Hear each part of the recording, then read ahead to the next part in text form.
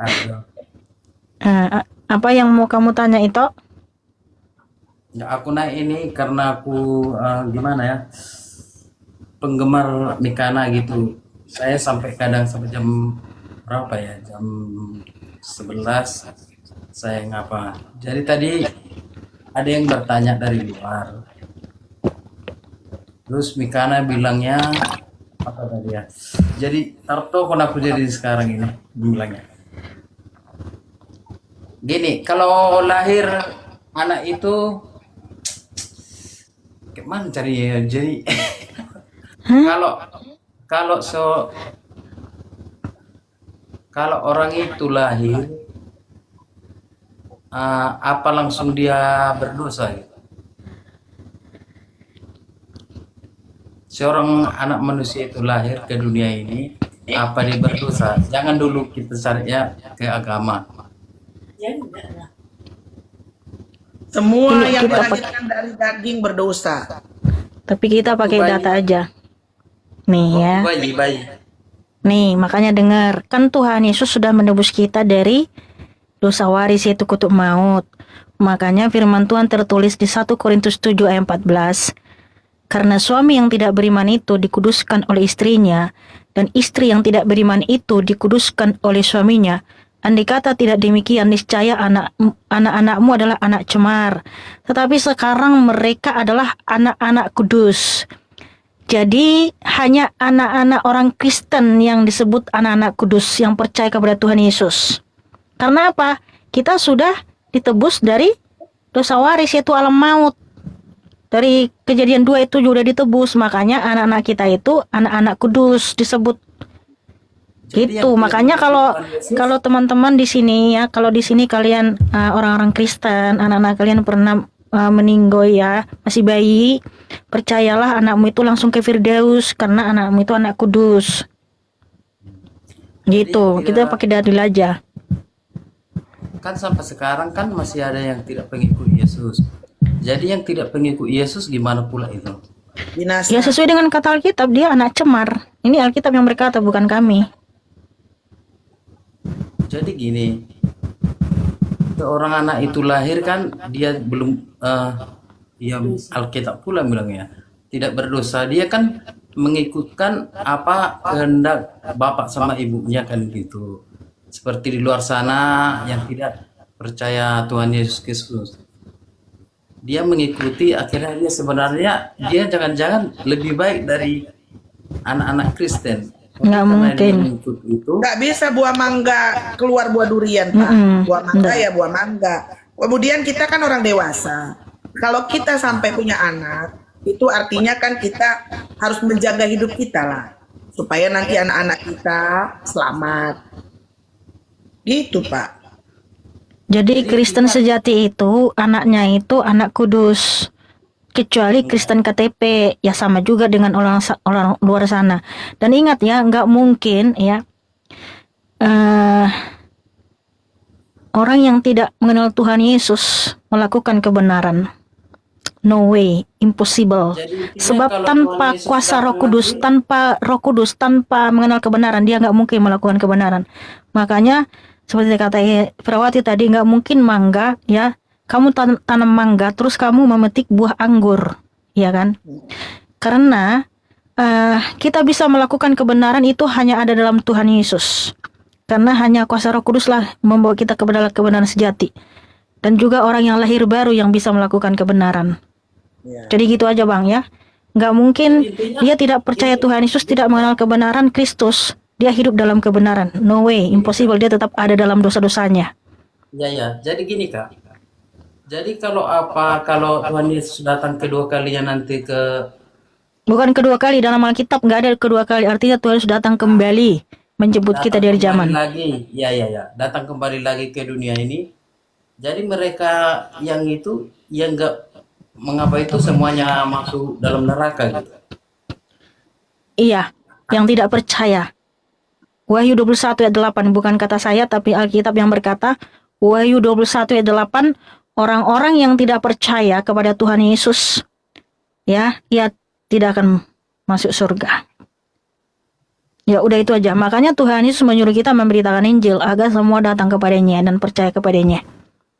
Oke, Itu aja itu. yang kedua. Makasih kalau begitu. Yang kedua bisa ya, satu lagi ya. Ya silakan. Nah, terus yang tadi yang katanya itu setelah meninggal baru dapat bisa menikah lagi ya gitu ya. Seperti kalau saya membaca perjanjian lama itu nabi-nabi itu ada yang 4 istrinya, ada yang 2, ada yang gitu.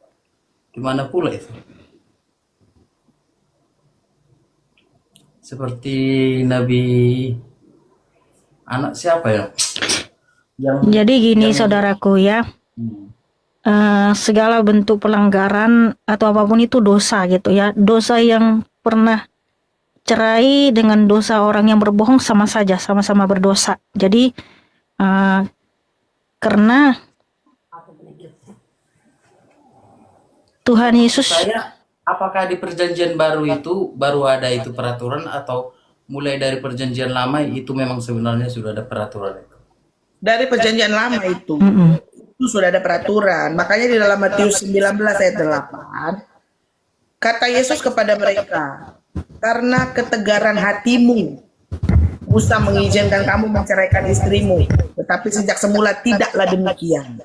Kok menggema deh? Siapa ini kok menggema? Suaraku kok menggema? Nah, jadi itu sudah jelas ya, tertulis ya. Nah, sekarang juga kita harus belajar, toh. Gara-gara perceraian-perceraian itulah menimbulkan masalah. Itu kita harus belajar dari itu. Kalau jadi bermasalah, ngapain kita lakukan lagi? Memang dosa itu akan membawa kita kepada masalah dan masalah. Hanya Tuhan Yesus lah yang membawa kita kepada kebenaran. Jadi dari semula tidaklah demikian sejak semula. Baca itu. Tuhan yang di perjanjian lama yang punya istri 2, saya sebenarnya yang tidak hafal aja tapi pernah baca. Terus anaknya yang istrinya 2 itu dia itu jadi nabi, jadi pengikut Tuhan. Jadi gini aja itu, nggak usah ribet mikirnya. Di perjanjian lama sudah dikasih tunjuk sama Tuhan Yesus yang beristri banyak itu membawa dampak yang sangat negatif dan membawa banyak masalah. Nah itulah kenapa kalau para nabi semua istrinya satu ya, nggak ada yang lebih dari satu ya. Semua satu. Nabi Musa satu istrinya. Nah yang banyak istri itu raja ya. Makanya Raja Daud, Raja Salomo ketika mereka banyak istri itu banyak masalah di dalam kehidupannya. Bahkan kerajaannya terpecah jadi 2, anak-anaknya saling membumbun, bahkan saling tidur ya. Itu karena akibat poligami. Makanya poligami itu nggak boleh. Karena apa? Selalu membawa masalah ya. Selalu membawa dampak negatif, nggak damai, nggak sejahtera. Makanya nggak boleh poligami gitu. Gitu aja ya itu ya. Yang jelas kalau apapun dosamu, datanglah kepada Tuhan Yesus ya.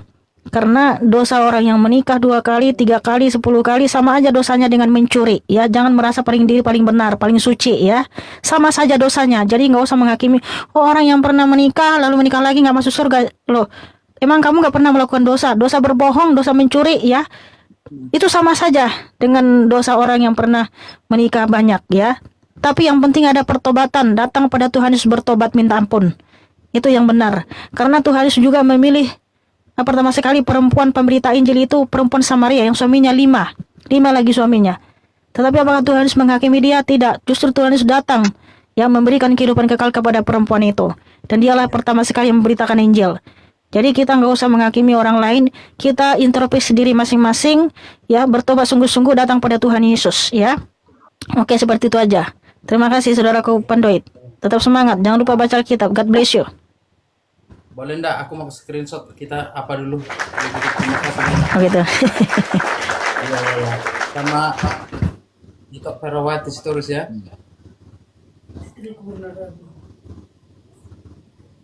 Padahal kau udah live ya di sini. Lebih Udah. dari screenshot live-mu ini. Oke, istriku Udah. berapa ini? Istriku. Iya. Oh gitu ya. Oh, beda. Makasih ya. Ya.